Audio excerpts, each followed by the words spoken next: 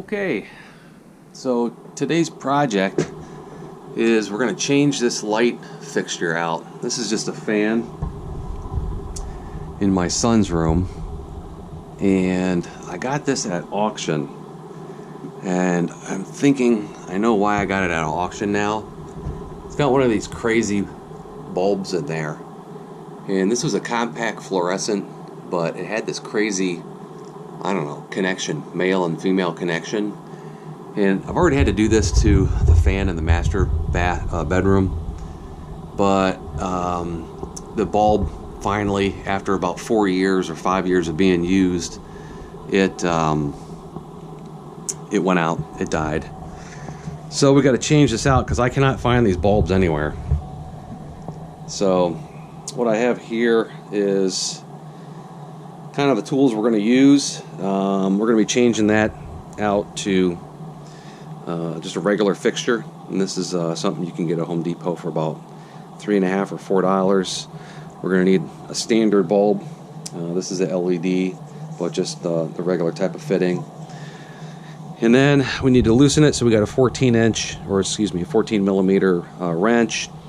I like to use these kind of snips right here, plier snips, especially when you're in a tight area. So then we have this is circuit checker to see whether or not there's active load coming through. You don't want to work on anything that's electrical with a load coming through. And then just the standard kind of pliers. This is a lineman's pliers, and needle nose with the snip on there. Probably we'll just use maybe this one, if any, because I like to use this one here. So, and then to make the connection, I like to use shrink wrap. This is a little bit bigger. I don't have any narrower shrink wrap tube, and just a lighter. And if I can't get that to fit well enough, then electrical tape. So first thing to do is obviously turn off the power and turn off the power. So that's the light fixture over there, and I've already checked and made sure that the power's out, and we need to unscrew this right here and snip the cord.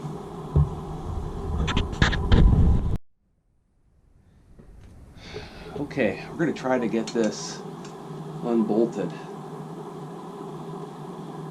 without destroying it.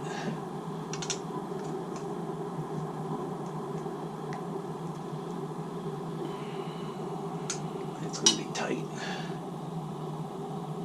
Alrighty. Are you watching the screen? Yeah.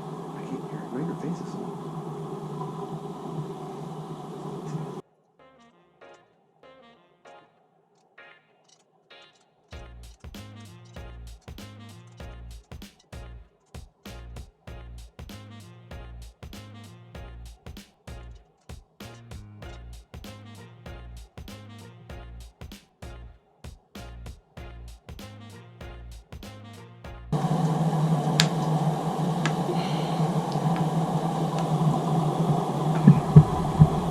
Okay, so this is kind of a tight fit in here, and what I'm doing is I'm just going to try to deconstruct this a little bit, open up this fixture with a little teeny tiny screws on it, and that should expose the wires on the inside.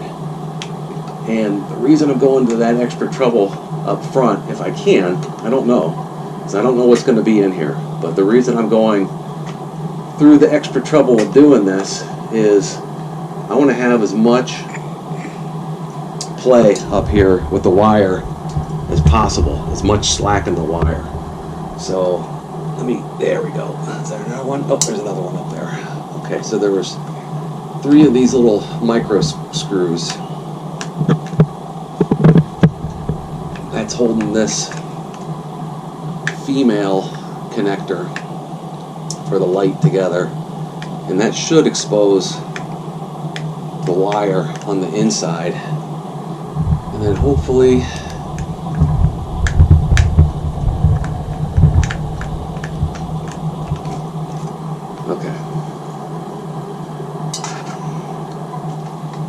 Alright, so here, let me take a look at this. Okay, so take a look at this. So there's the, female connection for the old bulb that goes in there. And then it's got like a little circuit board or something in there. And, I was hoping just to open that up and get to the wire, but really what I'm going to do right now is this. I'm just going to snip that wire right there. I think that's good enough.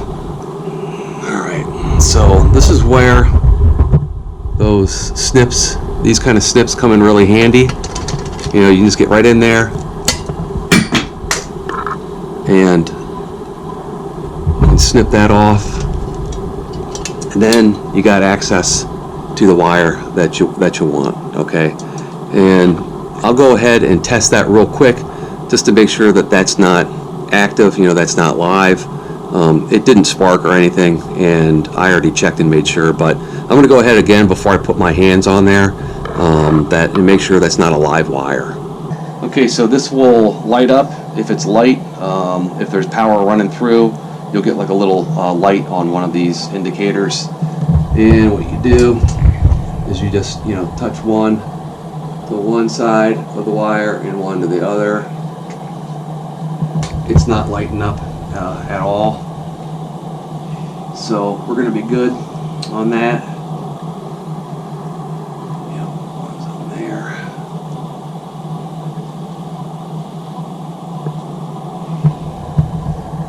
There's no light, so those are good. Those are off.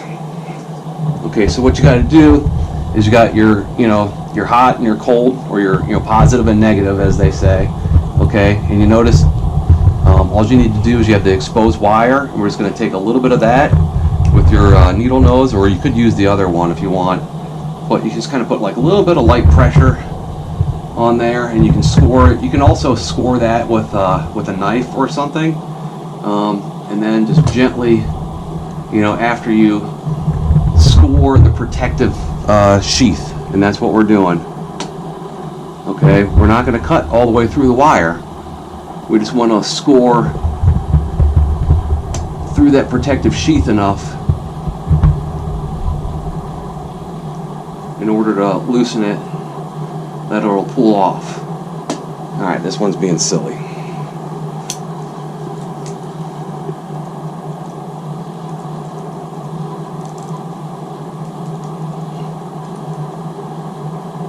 So,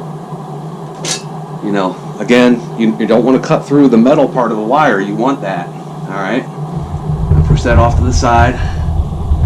And then just take your knife again. You kind of like score around in a circle the same way.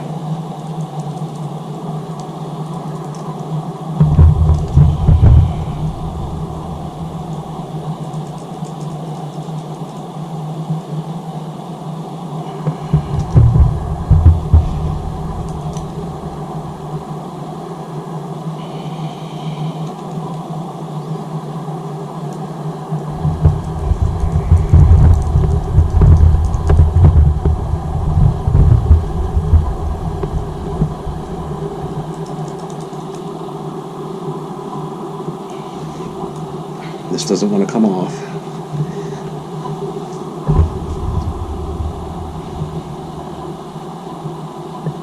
There you go. I think it was just kind of sealed. On the end there. But then, you got your two wires there. And if you want to be extra careful again, you can just tap those two wires, make sure that these don't light up, and you're good. So we have the new connection right here, and you'll notice that's a black and white wire that matches the existing black and white wire there. If you do the method of using shrink wrap, you want to put the shrink wrap on either side first, because if you twist it together or solder the metal wires together, usually copper, sometimes aluminum type of wire in there. But if you make the twist or the connection with the metal wire first, you won't be able to put the shrink wrap over it because it's a tube. So make sure you do that first, and then it doesn't really matter which one you do first. This is just a twisty method right now. Okay, bend it back in place. Now, there's not going to be a lot of movement on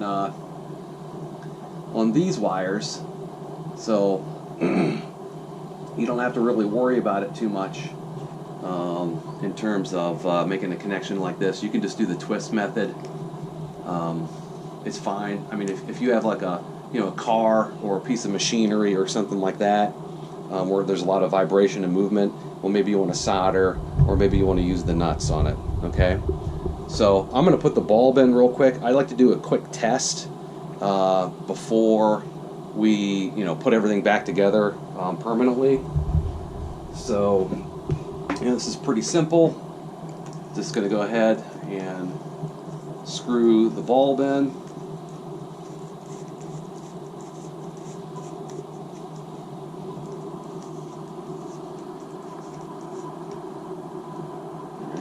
Screw the bulb in. There we go. Alright, and the two wires are not touching up here. Okay, I got the protective sheathing on and they're spaced. And we're just going to test it real quick to see whether or not the bulb turns on. And that's all. Alright, so stay there. Alright. Yay. Okay, so now you got the protective bulb on, and we got the shrink wrap up there in place. You hold it up real high so you can see this. And shrink wrap is pretty cool. You just use a flame source, and it literally just shrinks. Now, the shrink wrap I'm using is a little big, but I'm out. So keep that in mind. So I'm going to shrink wrap it, and then I'm also going to tape it with electrical tape, just to be careful.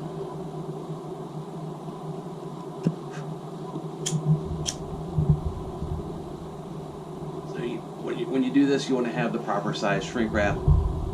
I was out of the smaller stuff, so this is a little bit bigger than what I usually want.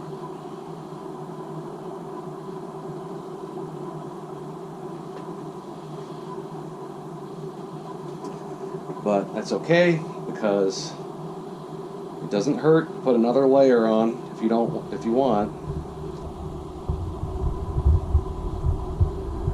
We're just going to get some electrical tape, the cheap black electrical tape that you can get anywhere.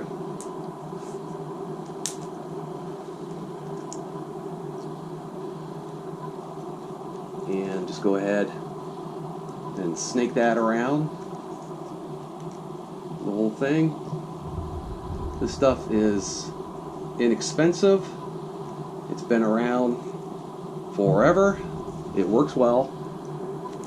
Don't worry about using a lot of it or too much of it or anything like that.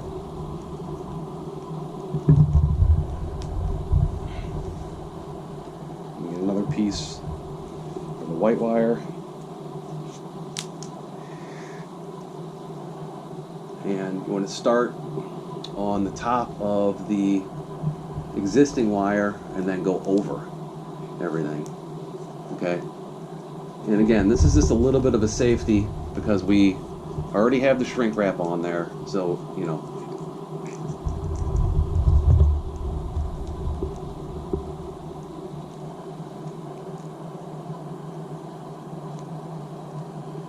there you go. Okay, so this light was not designed originally to go in here, so this is kind of an aftermarket application.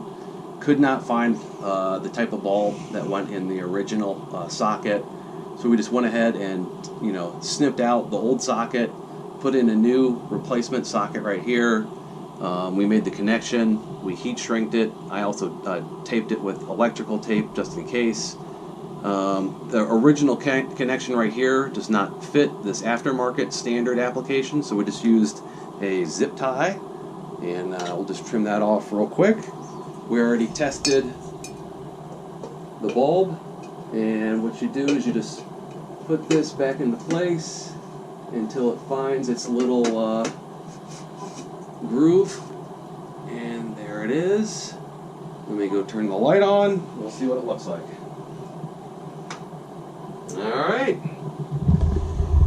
So, where are we at here? So, okay. So, there we go. We went from no light in the room to having the light in there. Impossible to find that bulb. This was a ceiling fan that I got at auction. Loved to go to auctions when I was building this house. And I obviously did not know it took that kind of a specialty bulb, and learned the hard way. So, again, a few simple products. Went to Home Depot, got the standard, kind of retrofit socket. Went in there, snipped the old one out, made the new connections, put the new socket in there, and now it'll accept any kind of standard bulb. We just happened to choose the 60 watt LED bulb for my son's room, and it actually works really well. So he's into toys and stuff. So now he can, look at his toys and with a lot of light. Thanks for watching.